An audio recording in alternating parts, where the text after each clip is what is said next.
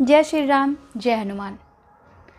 राम नाम लिखने की ताकत बहुत सारे मेरे वीडियोस में आप जब उनकी ट्रू स्टोरी देखोगे, सुनोगे तो जान जाओगे कि एक राम नाम में कितनी ताकत है। जैसे कि आपने सुना होगा, उनसे भी बढ़कर उनका नाम है। तो आज एक ऐसी ही ट्रू स्टोरी मैं आप लोगों के साथ लेके आई हूँ। एक बच्चा बिल्कुल अच्छा, पढ़ने में तेज, बस नौकरी नहीं लग रही थी। घर की आर्थिक स्थिति बहुत बेकार थी। माता जो थी उनकी, वो सभी के कपड़े धो धो कर अपनी दिनचर्या जीवन यापन करती थी और अपने बच्चे को पढ़ाती थी। एक बेटा जो भी पढ़ रहा था और पढ़ने में बहुत तेज था, सरकारी नौकरी की तलाश में था कि उसे सरकारी नौकरी मिल जाए, लेकिन कई प्रतियोगिता परीक्षा देने के बाद भी नौकरी नहीं लग रही थी। तो वो एक ज्योतिष के पास गया। ज्योतिषाचार्य जो थे वो हनुमान जी के ही सेवक थे। तो उन्होंने ये बताया कि तुम एक काम करो, रोज़ाना जब तुम अच्छे से स्नान आदि कर लेते हो तो रोज़ाना हनुमान जी के मंदिर आया करो और सिंदूर और चमेली का तेल लेके उनको चोला पहनाया करो और उनको राम नाम लिखा करो। उनके पास, उनके हृदय पे राम नाम लिखा करो, राम। और हो सके तो पीपल के पत्ते या एकवन के पत्ते पर राम लिखकर मंगलवार और शनिवार को चढ़ाया करो। वो वैसा ही करता, नित्य स्नान करता, बगल में मंदिर था, वहाँ जाके वो चोला चढ़ाता और उनके हृदय पे राम लिख कर आता और मंगलवार और शनिवार को पीपल के पत्ते पर राम नाम का माला बना के उन्हें चढ़ाता। लगभग 6 महीने हुए, तैयारी भी उसकी अच्छी चल रही थी।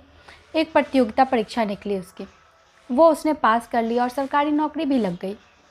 सरकारी नौकरी लग गई, अपनी नौकरी में वो व्यस्त हो गया, अच्छा खासा कमाने लगा और भी उसके जो शौक़ थे वो पूरा करने लगा। उसके घर वाले भी अच्छे, उसके आमदनी से खुश थे, अपने माता पिता को भी उसने खुश रखा। तो काफ़ी अच्छा बिज़ी हो गया वो, सब कुछ सही चल रहा था ज़िंदगी में। उसकी नौकरी भी लग गई सरकारी।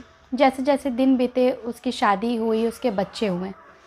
बच्चा जो था वो काफ़ी बीमार रहता था, अक्सर इतना बीमार रहता था कि अगर एक बार वो बीमार पड़ता तो सीधे जाके हॉस्पिटलाइज हो जाता था। और जब भी हॉस्पिटलाइज होता तो अच्छे खासे खर्चे लग जाते थे उसके। तो फिर क्या था, वो काफ़ी परेशान हो गया। अब उसको समझ में ये नहीं आता, उसने काफ़ी ज़्यादा डॉक्टर से दिखाता, फिर वो घर ला के रखता बच्चे को, फिर बच्चा कई बार ठीक रहता, फिर बीमार पड़ जाता। वैसे ही उसका घर का और हॉस्पिटल का सिलसिला चालू हो गया। काफ़ी परेशान हो गया कि कमाई तो सही चल रही है, लेकिन जीवन में ये जो प्रॉब्लम आ गई है बहुत ज़्यादा कष्टदायक है। और ख़ासकर जब बच्चे को कष्ट होता है तो कहीं ना कहीं परिवार में माता पिता, दादा दादी सभी को कष्ट होने लगता है। वो काफ़ी परेशान हो गया। फिर उसने एक ज्योतिष के पास जाके उस बच्चे को दिखाया। पता चला कि बच्चा जो है टोने टोटके का शिकार हो चुका है। उसके ऊपर किसी ने कड़े कड़ाए कर दिए हैं। तो क्योंकि परिवार में बहुत अच्छा चल रहा था, कमाई बहुत अच्छी थी, तो आसपास कुछ लोग होते हैं वो काफ़ी ज़्यादा नेगेटिव सोचने लगते हैं, नकारात्मक सोच पाल लेते हैं, जिससे कि उसने बच्चे को हानि पहुंचाने की कोशिश की। तो उसने बताया कि आप एक काम करो कि आप रोज़ाना हनुमान जी का पाठ किया करो और नित्य राम नाम लिखा करो। पीपल के पत्ते पर राम नाम लिख कर आप हनुमान जी को चढ़ाया करो। उसके बाद उनके पास राम राम लिखकर उनके मंदिर में जाके राम राम लिखा करो और उनको ये समर्पित कर दिया करो। उसने नित्य ऐसा ही किया, रोज़ राम राम लिखता और उनको समर्पित कर देता। पीपल के पत्ते या एकवन के पत्ते जो भी मिलते वो राम लिखता और उनको समर्पित कर देता।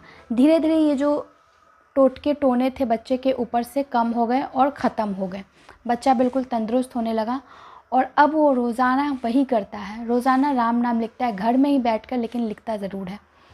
जय श्री राम, जय हनुमान। ये जो इनका जो कमेंट है ये बता रहे हैं कि ये यहाँ के नहीं है, ये विदेश के हैं, लेकिन ये रोज़ाना राम नाम लिखते हैं और इन्होंने कितना राम नाम जो है वो समर्पित किया है यहाँ मंदिर में भी। और हनुमान जी की कृपा इन पर बहुत अच्छी बनी हुई। तो आप भी अपना एक्सपीरियंस मुझे कमेंट बॉक्स या इंस्टाग्राम बाबा नीम करोली राम पर DM कर सकते हो। जय श्री राम।